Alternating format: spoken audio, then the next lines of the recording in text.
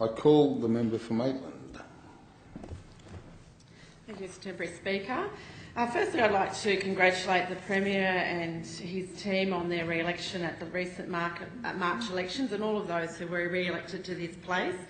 And I hope, as the member for Swansea has just said, that we do use this opportunity to improve the lot of those in our community and to leave this state in a better place than when we start. I think it's been some time since the Governor gave his speech, and so I was reading it again today, and I thought it was interesting to just go to his conclusion because I think it summarises the aims, the overall aspirations that we as politicians should have for this state. And he says that the government went to its people with a fully funded plan to future-proof the state. It's clearly signalled its support for that plan, and the government's made a firm commitment to New South Wales that it will deliver on the commitments so emphatically supported at the election. And then the government will deliver improved infrastructure and better services, protection for our environment and communities, and restore accountability across government. And they're pretty important words and pretty important aspirations. And I do note that the Parliamentary Secretary for the Hunter, Scott McDonald, appears to have gotten over his post-election blues when he said shortly after the election that the Hunter had spoken, but they should have been a bit quieter because they will get nothing out of this government. So obviously they are trying to work on the commitments, but it would have been nicer perhaps if they could have worked for them at a better than glacial pace. The Governor went on to encourage us to learn from and support each other, to remember we're here to speak for our community and it's their interests that come first, and to respect each other and the people whose voice we represent, and that should underpin every debate, and it's what will lead to good policy and good outcomes for the communities we represent. And they are very laudable aims, and they're serious. I take those very seriously indeed in the way that I represent my community in this place. But it's really important that the government also does that listening and does commit to meet its election obligations, and that's why earlier today in this House I talked about the Maitland Hospital. In fact, most times I rise in this place I talk about the Maitland Hospital, because for me, for a promise to lie on the table undelivered for 5 years is beyond a joke. It's beyond belief, in fact. And for us to see that this promised hospital, which has started, it was going to be 630 beds, it was going to be a tertiary institution, a teaching hospital of 550 beds. It was going to be an additional resource to the existing Maitland Hospital, which has 188 beds. So we're looking at potential bed numbers in my community under that initial promise, which could have been up to 820 beds. As I said earlier today, for a community growing by 5 people every day, it's a real need in our community to have a hospital which was going to grow with our community into the future. Now, there were discussions and community consultations heard in early 2014 where the government had a blank cheque. They talked about services, etc. And then, people were going to be able to get cancer clinics and lymphedema and all of these services as part of this new amazing hospital. But unfortunately, by the time we got to November, the government had changed its mind, and after the former member for Maitland advised she was no longer going to be standing for Maitland at this last election, we seemed to see quite a change in direction. And so the government then said that the existing hospital would be closed, so we lost those beds. The new hospital wouldn't be a tertiary hospital, but it would be a second-tier rural referral hospital, and they'd have a helipad there, which sounded really great until we realised that was to get all the hard cases out. So the hospital then goes to being half the size of John Hunter at 315 beds. Then the existing hospital being rolled into that takes out another 188 beds, leaving us with just 127 beds. Then we have talk and some documents that indicate that 80 beds at Morisset Hospital were going to be rolled into that figure. So we're left after 5 years with just 47 extra beds. It's a total disgrace. Now, earlier this year, I fronted up with the other candidates for the election to the Medical Council of the Maitland Hospital, and with other candidates, we talked about the historical funding issues, and the doctors raised many issues with us in those discussions. They talked about having had no investment in the existing hospital for 5 years. So that's meant that, in the last 4 years since the election, since Labor spent their $10 million on extending the emergency department and creating new seats, the Liberals have spent nothing on our local hospital, despite the fact that 5 new people come to live here every day. And so we're talking about something in the order of 7,000 to 8,000 extra people coming to use this hospital, but there's no extra capacity. The doctors couldn't actually understand how they could get from their existing tightly over numbers of patients hospital to a situation where they could actually go into a new hospital. They just couldn't see the pathway because they couldn't wait for this new hospital to arise, and they couldn't see a pathway through the pressures and issues of bed block. You know, back in December this year, we had a code red in Maitland Hospital because the hospital was put into an emergency code red situation because there were literally no beds available. Now, the doctors told me during that meeting that they supported the closure of the existing Maitland Hospital, and I was quite surprised on one level, but then, of course, like all workers, they want to have the newest in technology, and in some of their discussions about co-locations of services seemed to make some sense, but they all seem to be operating under the misapprehension that they would be having a large site. They didn't see that the government is not talking about a massive new hospital, they're talking about a small hospital. I tried to give them the feedback from the November consultations, but they wouldn't believe it. They trusted this government and the government lied to them. I often wonder what the doctor who came to pre-poll in the week before the election, who had been at that meeting, thought about this, because at pre-poll he asked me why we would be campaigning to save the existing Maitland Hospital, because the government was going to build them up an $800 million hospital. And again I said, this isn't the case. Listen to what was said at the public consultations. I'll send you the notes.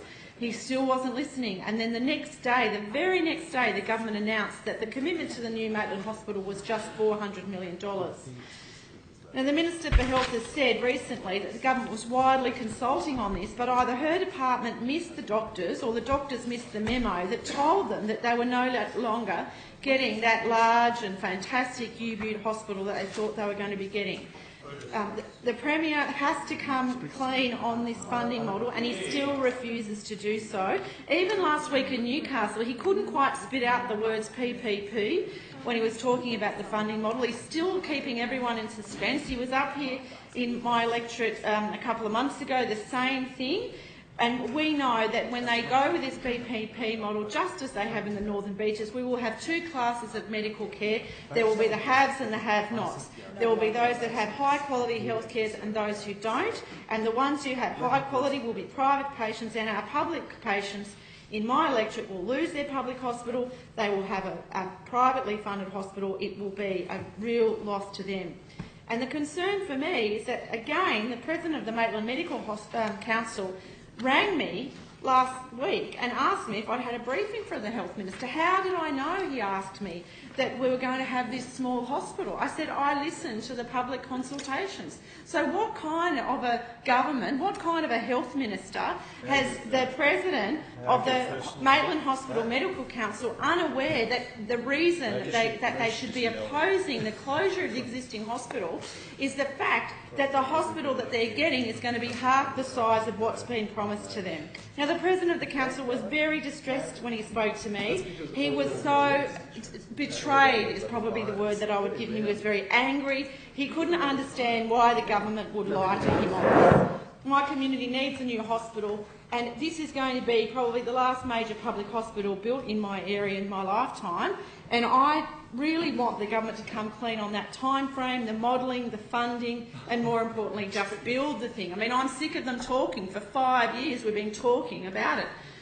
Now, the other area that they are talking about too in my area is this rail. So last week it was hilarious. We saw the Minister, Andrew Constance, coming up to my electorate unannounced again. He couldn't quite find my phone number to say, hey, I'm going to come and make an announcement about rail, and I know you're a little bit interested in this, Jenny, and I'd really like to tell you what's going on, you know. But he didn't quite understand it. And so he came up there and started talking about hubs, etc., and they released this beautiful new video. Now, we all remember the Maitland Rail story, but I just get it back on the record again. You guys went to the election in 2011 and weren't going to cut it, and then you had the backflip in 2012, and then in 2014 we had the race to destruction. We had consultations that began and said, the community said overwhelmingly, keep that rail in the corridor, keep the transport corridor active. But no, we didn't want to do that. The Liberal government didn't want to do that. So then we have the infamous cabinet minute that came through that we found a bit later that said it's $100 million extra if you want to go outside of the corridor. But no, we don't worry about that. And then we have the law itself, so Save Our Rail took you to court and said, well, actually you need an act of parliament to do this, but we had the shifty kind of change the ownership of it, and then hopefully someone else can rip up the rail line because we actually can't change the law. And this is still under appeal, and still the government is proceeding with this unlawful, unwanted, ripping up of our rail line. Then we have Andrew Constantine talking about how we're going to have this hub and people will know remotely what's happening on the rail lines. It's all about no staffing, and it's just a bit like Gladys when she came up, a few just before the election, and she brought this brand new train, and people in Maitland were quite nonplussed. They couldn't understand why would you, as a Minister for Transport, bring a train to an area which you just cut from transport. You've taken them off the network, but you've got a new train for them. It's the train from nowhere. I've got people in my electorate who come in every day to my electorate office, who ring me, who write emails to me, who get talking to me on Facebook or whatever the way, to tell me how unhappy they are with this government about rail. And it just really pains me when I hear about this government talking about infrastructure and all the things they're building and doing, because $340 million from the sale of our port is going to ripping up rail infrastructure. It is ridiculous.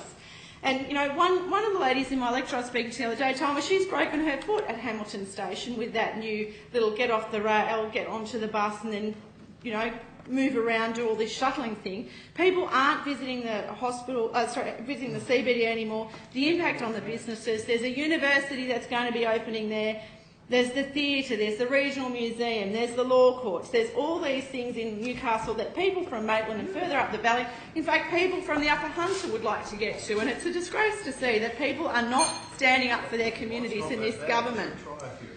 Now that the biggest disgrace of all this now is they've tasked Newcastle Council to do the consultation on the rail, and so how will they ensure that people in my electorate, people in the member for Upper Hunter's electorate, people in other electorates actually have a chance to have a say in that? And then we have the crowning idiocy of this whole debacle about the rail. So the stated aim of removing the rail into Newcastle was to clear Stewart Avenue. And we see the video, and there's the light rail over Stewart Avenue. What was the point? All of this anger, all of this angst for nothing, for nothing. You are still going to be having light rail going over the top of Stewart Avenue, and if you actually keep just one of the promises that you guys have made, it'll be going there every 10 minutes, and I can assure you that will be more disruptive than the heavy rail ever was in that space. So then we go from there to the jobs. So we've been struggling over the last 4 years with the doubling of unemployment that this government has introduced into our community. So 4Jacks came and briefed all the MPs. I don't know if they would have gone and seen you, member for Upper Hunter, but looking at hundreds of jobs going from my electorate, from your electorate, and this is in addition to the loss of jobs at the Ozstar mine, and unemployment has doubled in my electorate on your watch. What are you doing? You roll over your defunct payroll tax incentive scheme, your underutilised scheme. You get some pressure from us and you introduce an incentive for smaller employers, but we see little else. Members of the AMWU came to this place this week to advocate for manufacturing contract for trains that could be built here, that should be built here, but because of the economies of scale that the government talks of, the efficiency in tendering and delivery, you don't apply that to your own procurement policies. And when the GM of 4Jacks comes to see me, he flags that very shortly a Canadian shipbuilding company will come here to renew their fleet over a 30-year project. They'll be providing jobs for our electorate. And this government has no vision, and you talk about getting efficiency for the workers, efficiency for the companies, but what about some efficiencies in the procurement? If you had a strategic and planned rolling replacement of trains, we could keep people in work in the train manufacturing industry for 30 years, but no vision, and it's all back to the community, young workers and their families without jobs. And what about the cuts to TAFE? They can't retrain. 68 teachers have gone, and more will come as the government continues with its dumb and dumber approach to TAFE. We need quality teaching, not just getting qualifications. How will our older workers retrain? How will they afford it? They won't, and there's no help for them to get jobs because their partners have one already. And so we can't leave these people who want to be productive members of our community, who want to contribute to our economy, without jobs. But we will have to, because they won't be able to afford to get retrained under yours. The has expired. I seek an extension, Mr. Speaker. I was getting to the happy bit. Put it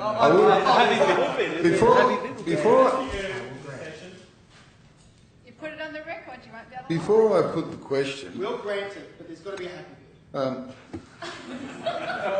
bit. Before I put the question, I would remind the member for Maitland, I know you're new in this place, that the normal practice of this House is to ask for an extension before your time expires. Oh, sorry, I was distracted by the interjections. Well, you should be concentrating on what you're up to.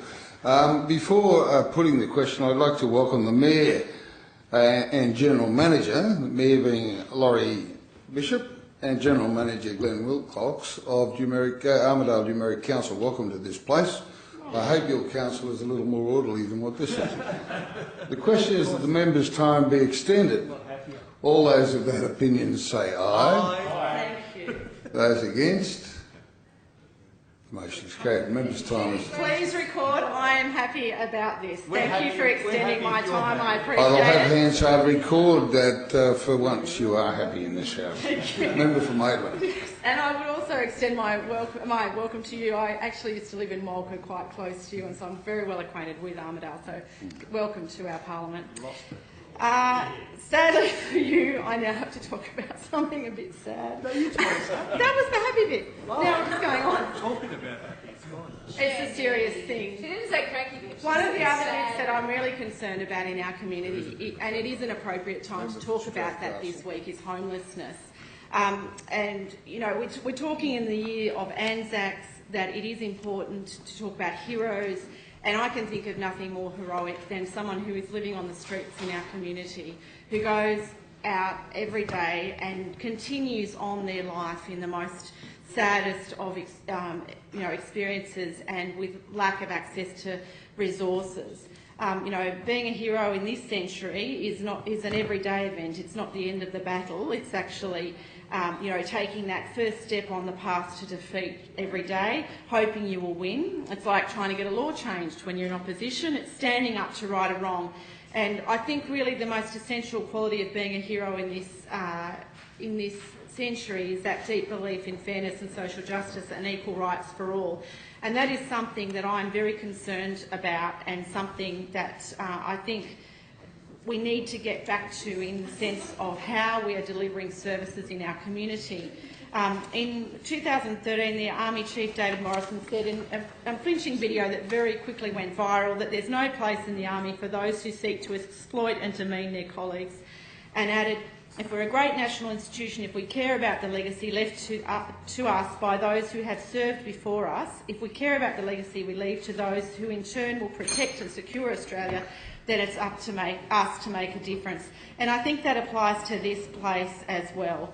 And those words are so powerful to me, and a perfect summation of the Anzac spirit, which in this year of Anzac commemoration and from the opening of this Parliament is something that we should honour in our day-to-day life as a politician. And my work as a politician is devoted to social justice and righting the many wrongs that a lot of these policies, the hard-hearted policies, have caused in my community. And so I'm thinking of things like the rising homelessness due to domestic violence and other triggers. I think of more than 400 people turned away from homelessness services every night, the more than 2,800 women fleeing abusive partners who are turned away every year. Homelessness Australia has said that $33.8 million is needed from the federal government to help address the domestic violence service gap and ensure women fleeing their homes aren't left without crisis accommodation. And it's something that as a state government we should also be taking up and ensuring that we are meeting those obligations. Recently my son visited the Wayside Chapel in Sydney as part of quite an innovative school excursion, where he learned the hard truths about homelessness, about how teenagers who end up in the street are often raped, forced into prostitution, abused and become drug addicted and eventually will die. And it's the heroes of organisations like that Wayside Chapel who night after night, day after day provide hope warmth, food, counselling and a hand up to the homeless people in our community. These are the heroes of the 21st century for me, people who don't just talk about something needing to be done, but get in and do it. And these are the people that, aside from the infrastructure projects that I see as so important in my community, I see as so vital across all of our state. And we can get in here and have the argy-bargy and we can talk about, whether people should be smiling while they're debating or whatever, but I think at the end of the day, it's so important that we advocate for those people. And if nothing else, I want to see that I'm part of a parliament that has moved not from increasing the number of women who die every week at the hands of a partner from 1 to 2 a week. I want to see that number down to 0, and I will be working to commit to do that. And that is the most important job of this parliament, and it is one that I urge the government to put at its centre. Thank you.